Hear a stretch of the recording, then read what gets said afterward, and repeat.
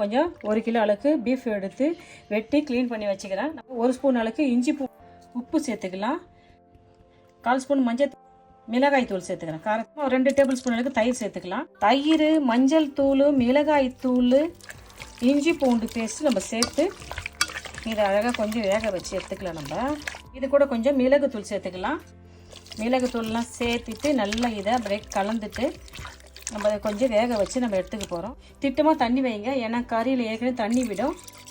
சும்மா அந்த கறி முங்குற அளவுக்கு போதும். 1 கப் தண்ணி வச்சுக்கிறேன். போதும் இந்த தண்ணியே. இந்த 1 டேபிள் ஸ்பூன் அளவுக்கு 1 டேபிள் ஸ்பூன் எண்ணெய் சேர்த்துக்கலாம். இதை அப்படியே மூடி போட்டு ஒரு 15 நிமிஷம் வேக வச்சு எடுக்கலாம். பாருங்க, நம்ம போட்ட தண்ணியெல்லாம் தூண்டி கறி நல்லா அழகாக வெந்து வந்துடுச்சு. கறி நல்லா அழகாக நம்ம வேக வச்சு எடுத்துட்டோம். சூப்பராக வெந்துடுச்சு கறி.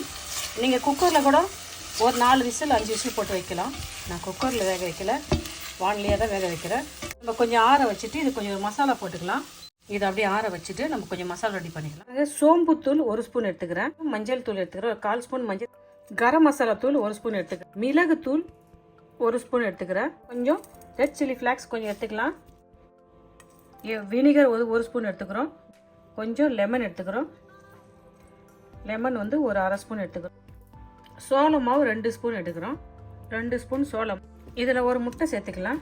பாருங்க, முட்டை, மஞ்சள் தூள், சின்ன சீரகம் தூள், கரம் மசாலா தூள், ரெட் சில்லி ஃப்ளேக்ஸ், கொஞ்சம் மிளகு தூள், உப்பு, இந்த கார்ன்ஃப்ளவர் மாவு கொஞ்சம் சேர்த்து இதை அப்படியே கலந்துக்கும். 1 ஸ்பூன் இஞ்சி பூண்டு பேஸ்ட் சேர்த்துக்கலாம்.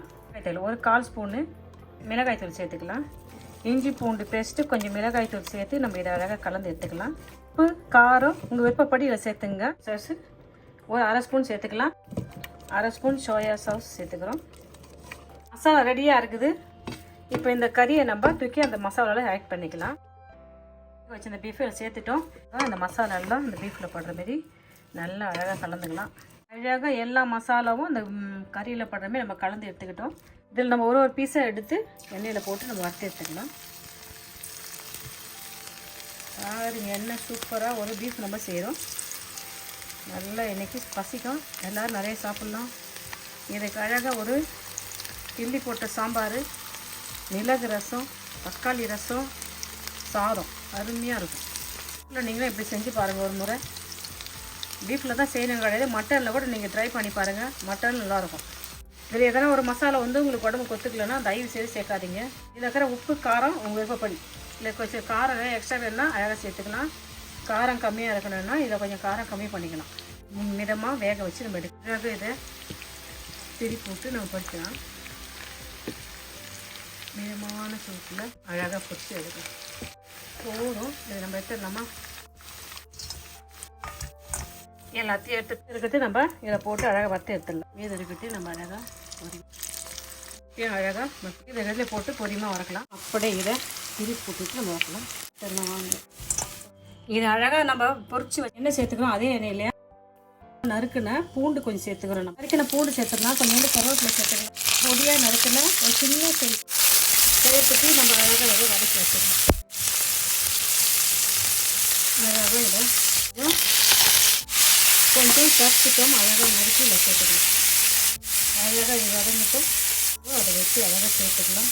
இது வேகணும் அவசியம் கிடையாது, வதங்கினா போதும். இலக்கு நம்ம ஸ்ப்ரிங் ஆனியன் கொஞ்சம் வச்சு சேர்த்துக்கலாம். வேகணும் அவசியம் கிடையாது. இதை வதங்கிட்டோம். அழகாக இது வதங்கிட்டு சோயா சாஸ் 1 ஸ்பூன் சேர்க்குறோம். கூட கொஞ்சம் சில்லி சாஸ் கொஞ்சம் சேர்க்குறோம்.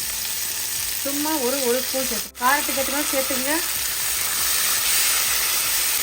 ஒரு பிஞ்சு சால்ட் போதும். ஆனால் உங்களுக்கு போதுமான அளவுக்கு உப்பு சேர்த்துக்கோங்க. போதும். எல்லாம் நல்லா சூப்பராக அழகாக வதங்கி வந்துச்சு.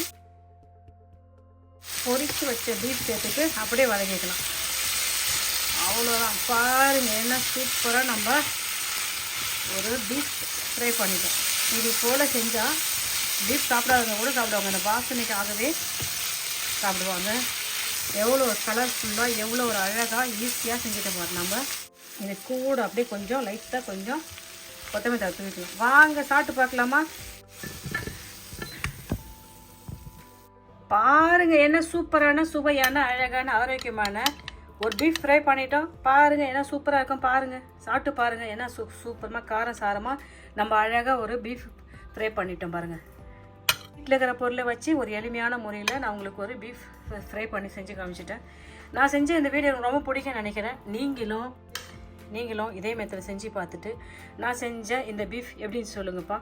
இந்த வீடியோ உங்களுக்கு பிடிச்சிருந்தா லைக் பண்ணுங்கள். உங்கள் ஃப்ரெண்ட்ஸுக்கும் ஃபேமிலிக்கும் தெரிஞ்சவங்களுக்கும் சப்ஸ்கிரைப் பண்ண சொல்லுங்கள். நீங்கள் சாப்பிட்டு பார்த்து சொல்லுங்கள் நான் செஞ்ச இந்த பீஃப் ஃப்ரை எப்படின்னு சொல்லுங்கப்பா. பாய். தேங்க்யூ.